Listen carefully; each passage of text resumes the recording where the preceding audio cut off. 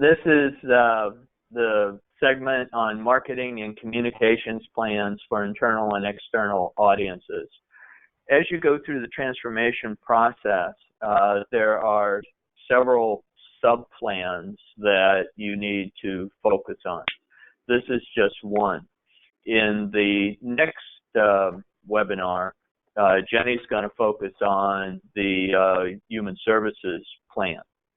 So let's get started with this one.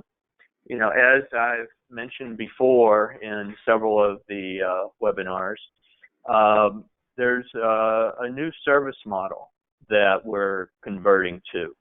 Instead of facility-based services, we are moving towards the expectation of competitive integrated employment along with integrated community engagement. So we're changing how we deliver services. And we need to focus on, particularly for this webinar, the components of a transitional communications plan and what important messages to include in the plan.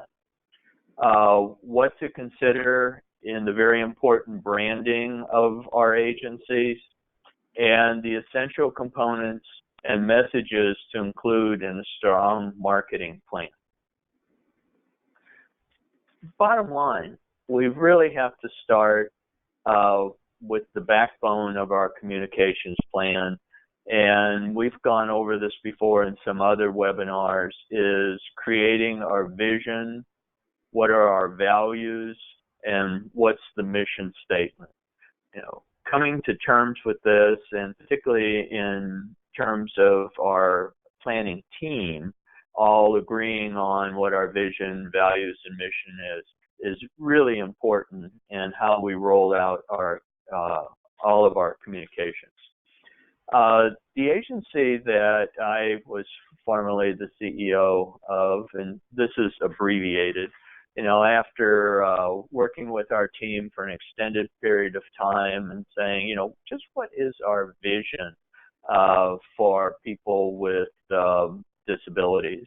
And it's everyone should be a valued, contributing community member. That's our big, broad vision, 500 feet looking down. This is what we want the world to look like. Now, your vision, you know, doesn't have to be exactly this, but, you know, sitting down with the team, hashing this out, you know, what should the world look like for people with disabilities? Our values, we actually had about 5 or 6 value statements that we came up with. I've kind of consolidated this for you in that we believe that everyone should have educated choice of the people they're with, their daily activities, and their dreams for their future. And then the mission, we had to ask ourselves, so what role does our agency play in accomplishing the vision? A lot of people have strange mission statements that, you know, they want to make the world a better place and all that, but it really doesn't nail down specifically what is our agency going to do here. And what we came up with for our mission was advancing community support and opportunities for people living with disabilities. So, you know, we were looking really hard at, you know, how do we work with the community to provide opportunities for people with disabilities. So managing change, that's what this is all about. And our communication plan plays an essential role in that. We want to create followers. We want to move everyone with us in this vision and to build this value that we have across the community. We want to build teams that includes all the community members and our constituents.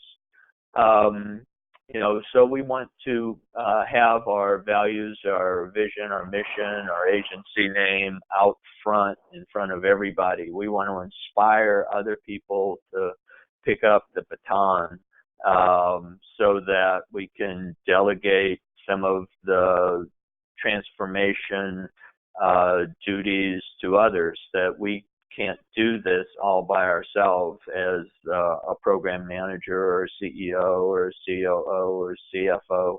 We've got to have a whole team. So we've got to create a culture of inclusion throughout the community. And we have to have team planning and problem solving. And that's MBWA is management by walking around. We've got to be there in the community with our people. So our communication plan is going to help us build this team among our board members, our administration, participants, direct service staff, and the community at large. We're trying to move everyone simultaneously in the same direction so we can build these support systems and opportunities in the community. Now, communication during times of change, I'm having a hard time reading this one, Ben. During the times of change, those potentially impacted want to know what's happening. And in the absence of correct information, people are going to fill in the blanks, and often with the wrong information. They're going to take a negative view of this. So you want to include people from all aspects of your constituency in the planning process so that you can reflect their concerns and their questions. You can answer them up front and avoid a lot of the information, wrong information. But, this whole transformation process is new to you, and it might actually be a little frightening and create some anxiety.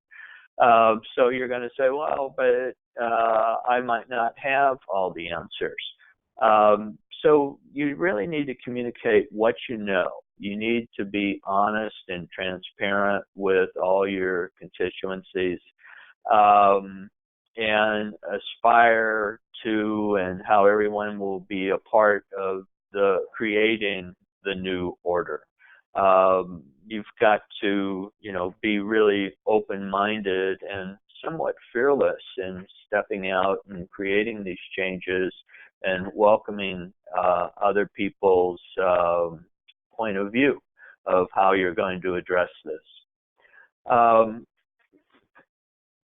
Often, almost every state Genni and I have gone into, and there's been the beginning of the transformation process, there's always one or two providers who become over anxious about it, and they create actually more negative information that they're going to have to take back later on as they begin to accomplish success in creating these opportunities. Eventually, people really see the light that this is a better way to provide services, even though it might be challenging and create a lot of anxiety. So before you, step out there and, want to fight these changes that the federal government is requiring now as a means to change the service delivery system, it's really open your heart and try to embrace the change, even if it's still unsettling, you still don't understand why all this is happening or where this is eventually going. It's, sit back and relax a little bit and try to embrace it and not cause more problems than you need by creating others having very negative thoughts about the whole process. And again, it's about team planning. It's listening to new ideas. It's creating an environment of innovation and experimentation, and it's developing those pilots. So you start slow. You make small mistakes rather than big mistakes. You provide the needed training and resources to make this successful, and thank people for whatever contributions they make for making this a successful adventure. So the basics of a communication plan. You have to establish a purpose to begin with. And much like your mission, you want to effectively gain, expand, and evolve the trust and reputation of your organization that you've already built up after all these years. You want to maintain transparency in the process. You want to educate stakeholders about the new direction in the field, and you want to engage stakeholders to become invested in the change. So you're moving this entire team, the community, with your organization as you make these changes.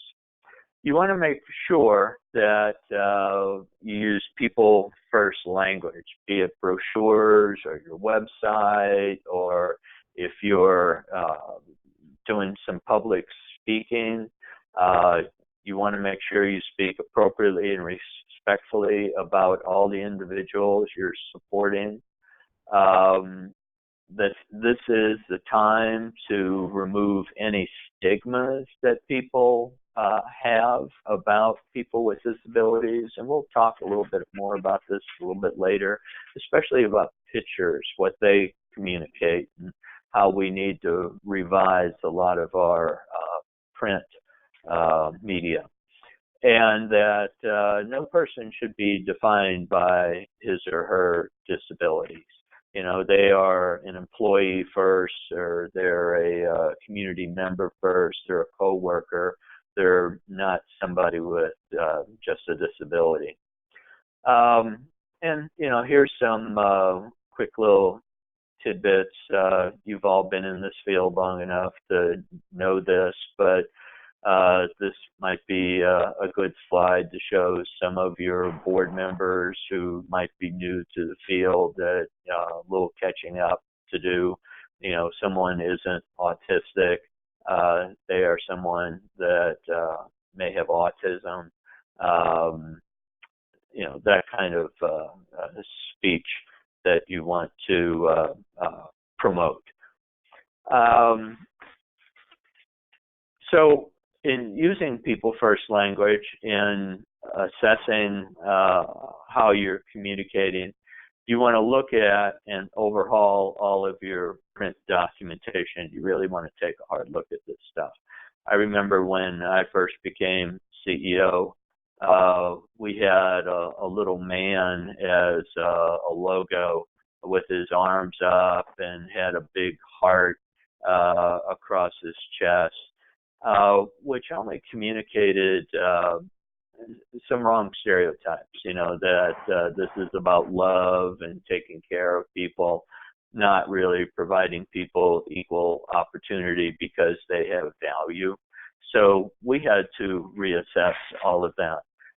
We also had to look at things like our name. Our name was St. John's Child Development Center at the time. And for the last 5 years or so, we had been providing services for adults. So that was pretty demeaning. So we had to look at all of this stuff. We had to determine how to articulate the transition to staff and board. How are we going to present this, and how are we going to help them become ambassadors, not just hear what we had to say and understand and perhaps support, but we needed them out in the field talking the talk and being role models for the rest of the community. We had to determine how to articulate to external audiences, our community members, because we wanted them to be role models too to other people. And we had to include an understanding about the whole transition process in the communication plan. I'm hearing some very strange noises. I don't know if the rest of you are hearing this. So mute your phones if you've just come on. So one of the critical things that you need to address once you get past your vision and your values and your mission is to begin talking about your comparative advantage. And it's really about how are you going to communicate to both internally and externally why your agency is delivering a better service than you used to, than other agencies out there. And this is going to, how you do that is going to be very different from one agency to another. Some things you might want to look at is your mission and vision unique? Do you have a unique history about your agency? What kind of services are you providing? You know, is it early intervention services as well as adult services or school services or residential services? You know, how active are you? Are you really trying to change the environment for people? Are you politically active? Are your personnel different? Do you have different requirements? All your people have to have a degree. What kind of training do you provide? Is everyone ACRE trained? Do you have a unique organizational structure? I know after several years of our transformation, we ended up with 8 different corporations doing a variety of different services and in different states. Do you have a board of directors? Are they volunteer people? Are they community leaders? Partnerships. Do you have unique partnerships that make your agency better? What kind of funding structure do you have that might be unique? Do you have outcomes? 50% of everybody who comes here ends up in competitive integrated employment. 100% of our people are in community programs. You know, how do you report? What kind of technology do you use? What kind of volunteers do you have? All of these things may make you unique. In addition to that, your geography, your demographics, the region, if you have political viewpoints, current events, local history, organizational history, all of these things could add to your comparative advantage. This is kind of a summary. There's 2 of them here of the agency that Genni and I worked at. And we created a comparative advantage that looked something like this, to where, we were St. John's Community Services and celebrating 148 years of dedicated service to children and adults with disabilities. We were mission-driven, existing solely to meet the needs of people with disabilities. We were a nonprofit. We were fearless, aggressive, and passionate internally and externally about our work on behalf of people. We never backed down from fighting for the rights of people with disabilities. We were always engaged with the government. We had a tagline of creating social change that we used on all our letterhead. And our legacy was deep-rooted and prestigious. We had a history since 1868 when we were founded. We were here for the long term with financial stability and quality services. So that was one example of comparative advantage. Another one, for the same agency, we were providing direct service, multi-level program and diversification across 4 states, serving over 700 people. Eventually, we were serving over, I think, 800 or 900 people. We were CARF certified, and we were actually the only company in the United States. We're certified in 5 states simultaneously and received a perfect score. We didn't receive 1 recommendation in our monitoring. We had a sound business system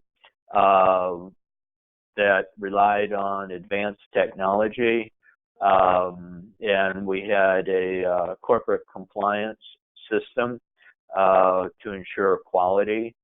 We were person-centered and believed we were innovative, responded in unique ways to address individual circumstances, choices, and their dreams for the future.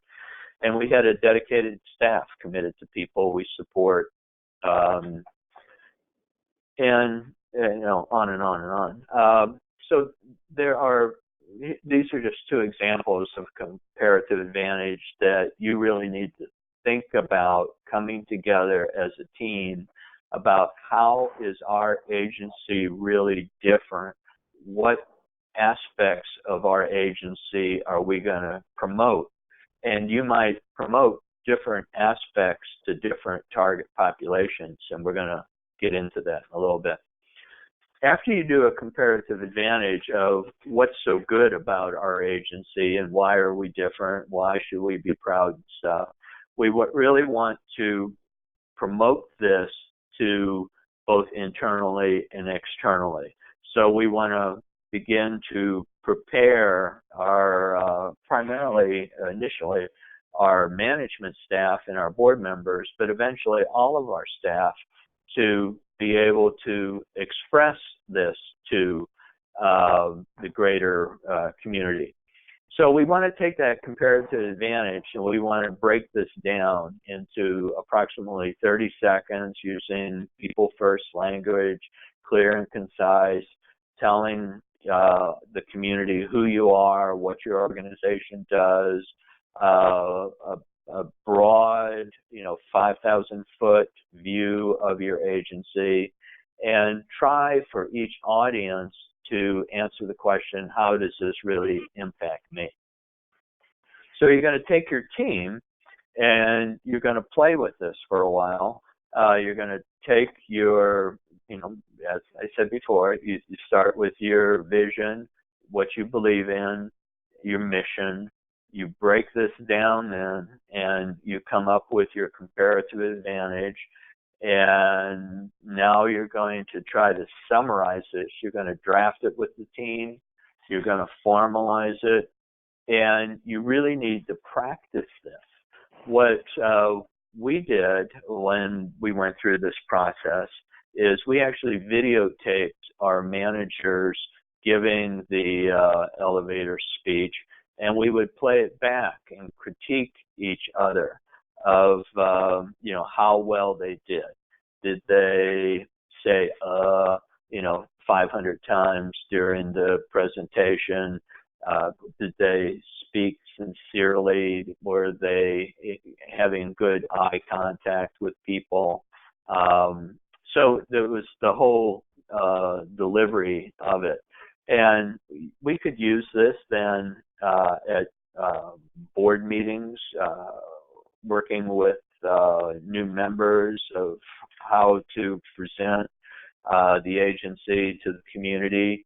Our direct service staff, if they were questioned out in the community of what are you doing, who are you, why are you here, they would have an immediate response because they knew who the agency was and what they were trying to promote. Here's a sample elevator speech. And I'm not going to read the whole thing, but like we would say, St. John's Community Service is a nonprofit headquartered in Washington, D.C., and we've been in business since 1868. Here it's 1965. What is the mission? What kind of services do you provide? Just a very quick snapshot and, what is it we're trying to achieve as a human service company. So you've got the elevator speech and you're practicing this. You also have to identify all of the stakeholders.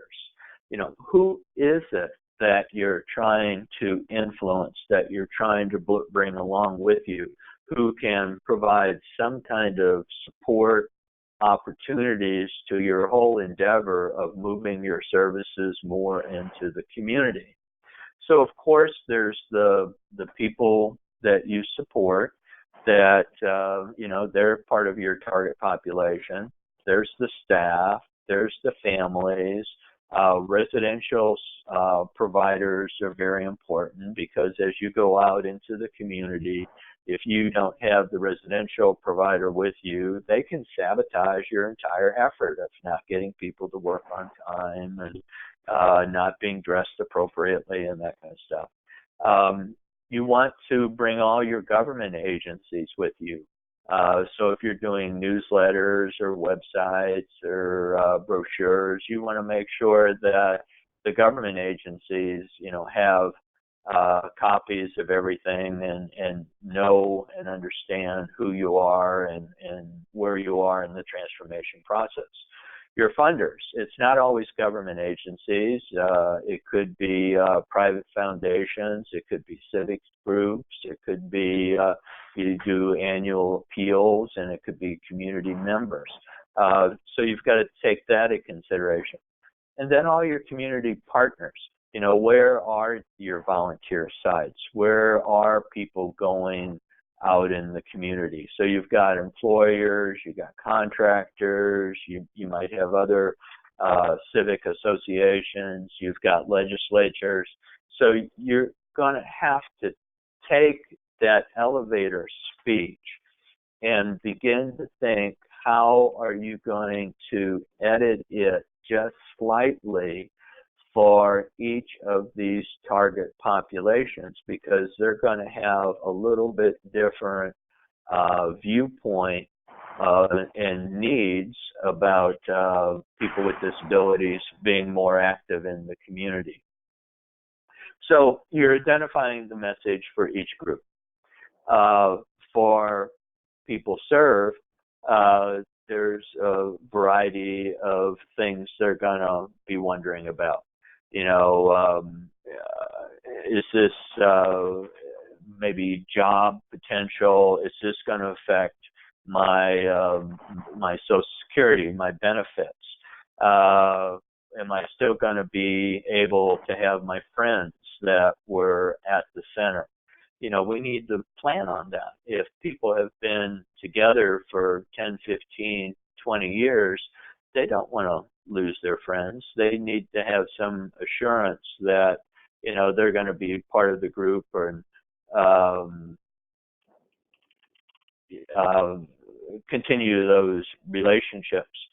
I'm not moving forward.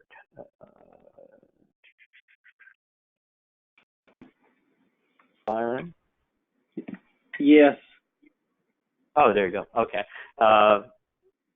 My slide wasn't moving forward from it. You have families that some people really haven't gotten to the point where they think their child is going to be safe in the community, or that they don't think that they're capable of working.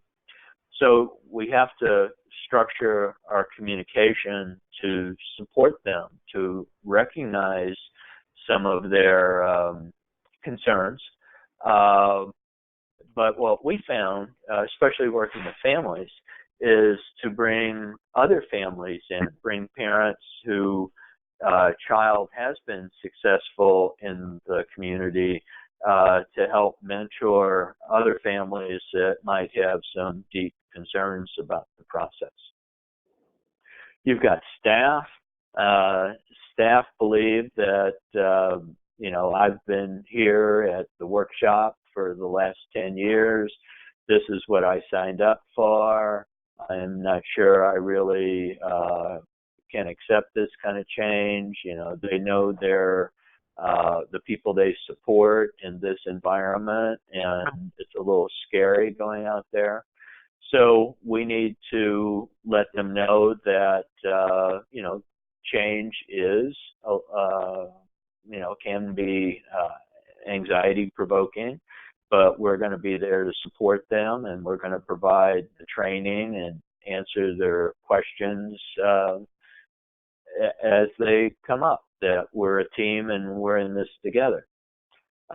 You've got funders who want to know how their money is being used, and is it going to be used appropriately out in the community? So kind of bottom line, as you get through to the comparative advantage and the elevator speech, you identify the audience. You take that core message that you've developed, the elevator speech, and you begin to edit it for each target population. You think of the strategies and how you're going to communicate this information. Is it going to be brochures? Is it going to be group meetings? Is it going to be your website, your newsletter? And how often are you going to be going after people using the various mediums that you do? There's, I think, a common practice in the communications field that you really need to target people at least 3 times with the same message for it to really sink in to that target population. So here's a quick and dirty example for the people you support, that you're going to have individual discussions with people. You're going to use some of your person-centered planning sessions to highlight being in the community, going to jobs. You're going to have people who have been successful in the community come back and talk to their friends. And the mediums you're going to use might be pictures of people being successful out in the community, them telling their own stories, maybe in a PowerPoint presentation. You might have videos. One critical thing that a strategy we used is we made sure that people who were going out into the community, when we first started it, that when they came back to the center at the end of the day, that they had maybe 15 minutes to a half hour to talk to their friends about what they did that day. So we would encourage the excitement of the brand new adventure. I've been out in the community, and I think as a friend, you might like doing this too, having those kind of conversations. So each group we would target and formally write up how we were going to address them and what kinds of communication we were going to present to each of our target populations. Then, aside from the whole communications field, how we're representing to the community and internally the whole transformation process, we also had to look at marketing and branding. Who was our agency? How do you want to be perceived? Disability organizations are in the business of selling dignity, respect, and quality of life. So how do you do that? Your brand is the gateway to sharing, this image with the public. You want to stay away from stereotypes. You want to set standards in the community and how you want your organization and the people you support to be perceived. I want to go quickly to that's too quick. There's a picture coming up that I want you to take a look at. In addition, your business practices have to be high quality if you want the community to really respect you and not think of you just as a charity and not quite business-like. You want to standardize a lot of your business behavior. Oftentimes, what we see with a lot of agencies, especially smaller agencies, is they don't have a standard greeting on the phone, on their answering system. You don't know who you're talking to when you get a voicemail.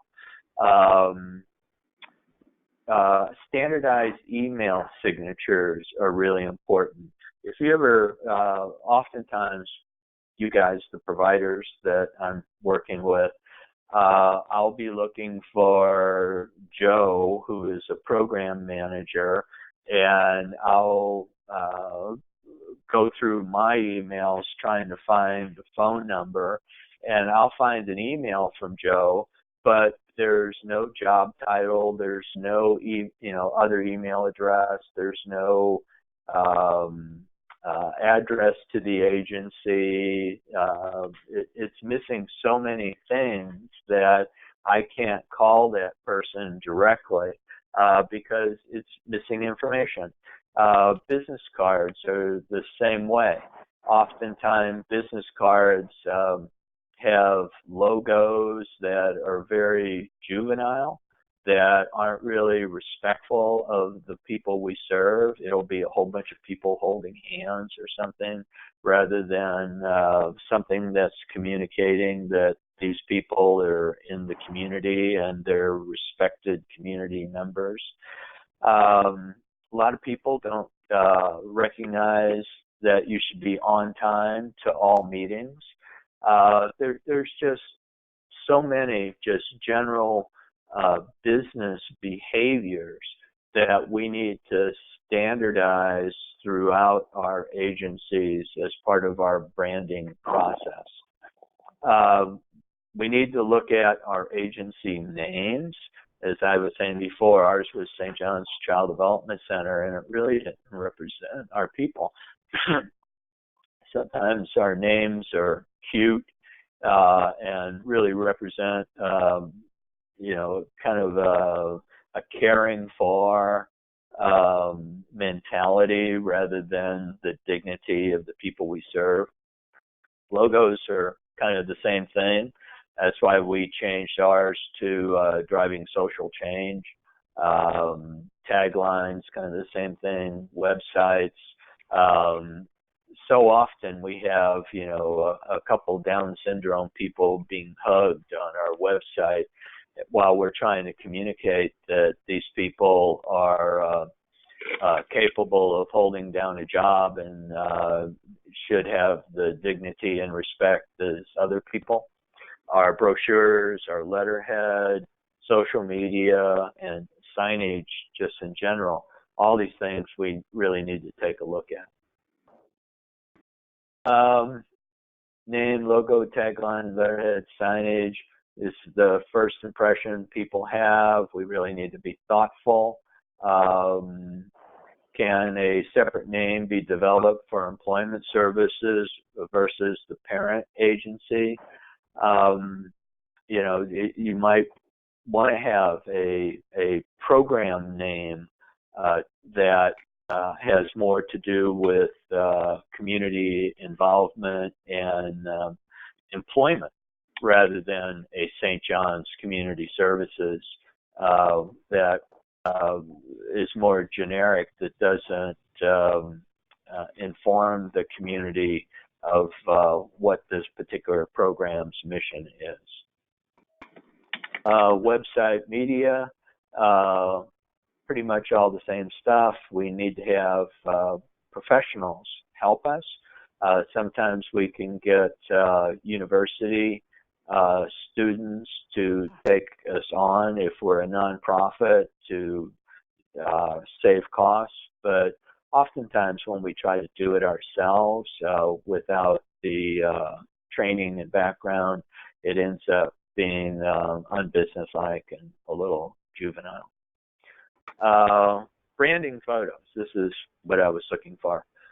Photos are very important and can really send a message way beyond anything that you come up with in words. You need to develop an archive of photographs of people working, living, and enjoying the natural supports rather than the pity and the charity photos that most of us have used in the past.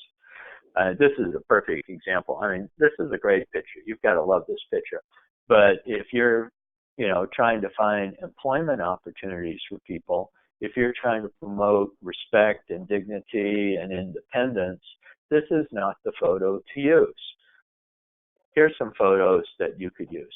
And if anybody's interested, I can actually send these photos to you if you want to use them in brochures. We want to be active. We want to be promoting ability. We want to show inclusion and independence. And we not only want to capture in the frame, the interaction, the focus, the actual activity of working, but we want it to be a good picture. Sometimes people, have gotten their staff to take these pictures and they're out of focus and they're too dark or they're too bright. We really want to create a good library of pictures that we can draw from for our various media uses. Here's some other ones. And I tell people, well, it might be important to you to use pictures of your own participants, and it really is. But we have a little collection of pictures that you could also use too if these represent your people and you don't have the resources to do your own pictures. Brochures, letterhead, business. Think very carefully about the manner and what your message should be, marketabilities of job seekers. Think carefully about how to describe your services. Don't include what they don't need to know. Keep it simple, to the point, straightforward, concise. Your business cards. I encourage you to give all of your direct service staff a business card. It does several things. If people have questions out in the community about who you are and what you're doing, it certainly gives a feeling of professionalism to the community, and it gives them a place to contact for further information. But it also promotes professionalism among your direct service staff, that they are somebody important, that they have a story to tell. So in summary,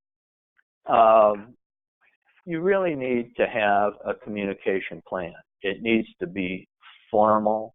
It needs to be written. You need to start with the mission, vision, and values. You should focus on all of your external and internal audiences.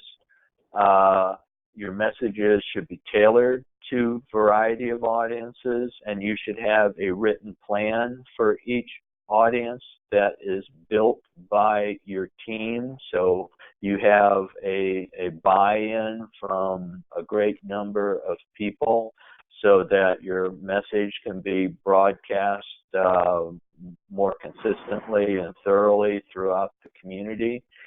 That once you get past the vision and the values and the mission, think broadly about a comparative advantage that describes your agency and why is it good as a service delivery system, how unique it is. then pare it down and practice with your staff. And you could do it with your participants too, of who is this agency and what are we trying to accomplish and why are we here in the community. And don't forget that behavior is communication too. You know, we had a couple different small things that we would remind each other of.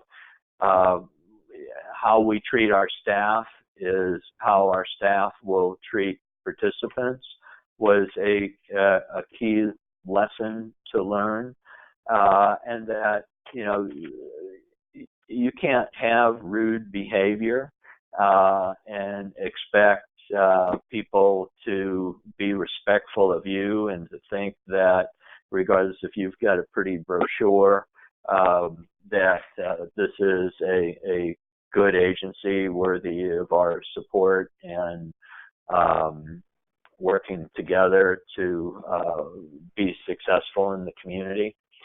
So yeah, you've got to bring behavior as well as all of your communication planning together to inform both internal and external audiences about who you are and what you're doing, because you're trying to move everybody thoughtfully in the same direction of being a part of the greater community, leaving the four walls of your facility. So that was kind of a quick run through. If you want to unmute, you could, or if Byron wants to unmute everyone. If anyone has any questions.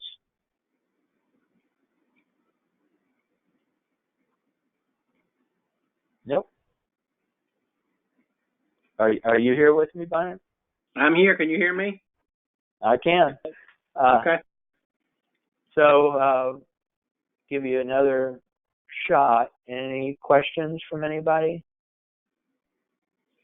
I want to remind everybody, while you might be thinking about them, that Genni and I are expecting some type of draft plan from everyone, all the providers who are participating, a draft plan of how you're going to implement transformation, what your priorities are, and task analysis of the different aspects that you've targeted as the beginning part of your transformation.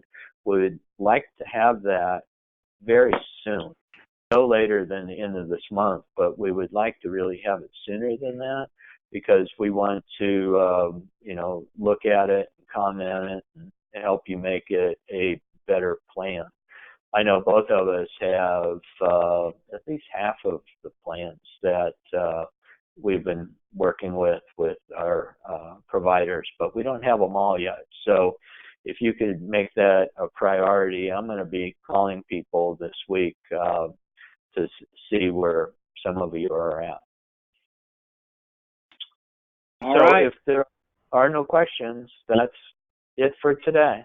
And we'll reconnect in a couple of weeks for our next webinar. With Genni on human services. Thanks, everybody. Okay, thank you.